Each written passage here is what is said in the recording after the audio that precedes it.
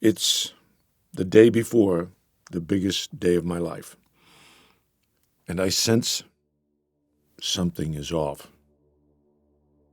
I pace back and forth from wall to wall, staring at a blueprint of my design set to lift off tomorrow morning, with 7 human souls strapped to the front and the world watching. And I feel something is off. I look out my window as I sip my morning coffee, noticing icicles that reach down from my roof and frozen puddles of water in my yard.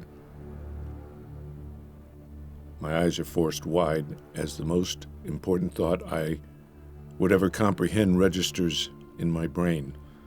A thought that I was certain someone else must have considered before this day. It was 20 degrees at sunrise in Cape Canaveral, Florida. I checked the forecast for tomorrow, launch day. A low of 18 degrees. I know the Challenger from top to bottom, and I know that the rubber O-rings that seal the fuel inside the boosters would become stiff at that temperature, and that would compromise their seal. If we launched, it would no longer be a rocket. It would be a bomb. I rushed to the phone, calling my fellow engineers. They all agree. It's on me to gather the evidence that would prove to the higher-ups this launch must be postponed. The 7 souls haunt me. I must save them. I create a chart that outlines every instance of O-ring damage present in past launches. When I plot that against the temperature of those launches, it becomes clear that as the temperature decreases, the chance of O-ring damage increases. From the chart, it's clear that the lowest safe temperature for a launch would be 57 degrees. Tomorrow would be 39 degrees below that threshold. Nowhere near acceptable for a launch. The clock ticks as I walk down the hall towards the most significant meeting of my life. If I don't do this, the Challenger is going to blow up, and everyone is going to die. The families will mourn, the students will cry, and the country will fail. I present the evidence. But the damage represented on these charts is minimal, they say. But the chances of it going wrong are very low, they say. We are launching at 2 times lower temperatures than we ever have before, I say. But the entire country has been looking forward to this. All the students of the teacher on board are coming out here to see it. But Reagan wants to address the success of this launch in the State of the Union tonight, they say. He'll be addressing the tragedy of the launch if we don't postpone it. They laugh. You might be the only person in the country that doesn't want to see this rocket go up. They laugh.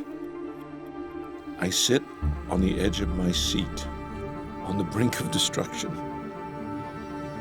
My rage elicits a physical tremble in my hands. I was so sure. This was enough. I was in awe of how ready they were to ignore the truth, that it was not safe, not even close. They concluded that the risks were not significant enough, even when all 5 of the engineers clearly disagreed. They gave NASA the all clear. How on God's earth can such ignorance exist? They were in such a go mode. And so they went. The world watches, but no one as intensely as I do. 15 seconds. No one else knows what I do. T-minus 10, 9, 8, 7, 6. We have main engine start. 4, 3, 2, 1, and liftoff. Liftoff of the 25th Space Shuttle mission, Liftoff and confirmed. it is cleared Liftoff. for power. Roger, roll, Challenger.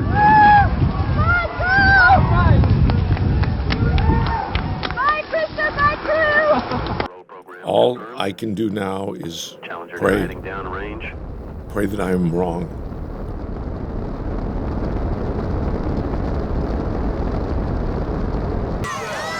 These are the students from her school.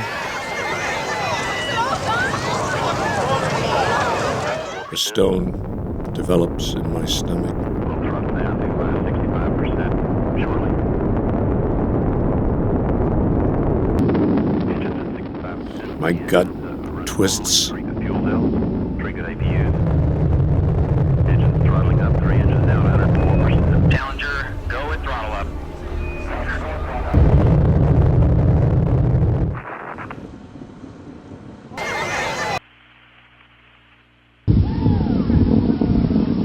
At first, most were confused. Thought it was part of the show. No, that's not right. That's not right. But then began to realize what I already knew. Situation. Obviously a major malfunction. And there was nothing left. Nothing left but a tower of fading fumes as tall as my regrets, and in the shape of a devil. We have a report from the flight dynamics officer that the vehicle has exploded. Flight director confirms that. We are looking at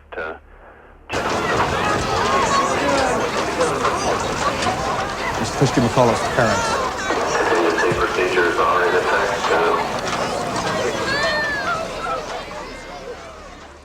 Decades later, as I remain stained with regret, I'm swarmed with letters from strangers telling me it's okay, telling me I did all I could, telling me it wasn't my fault. I finally realize this is the risk of pushing forward into the unknown. When you try so hard to fight against the hundreds of natural elements holding us to this earth, sometimes the elements win. I did what I could. And no matter what I said, that rocket was going up that day, never to return.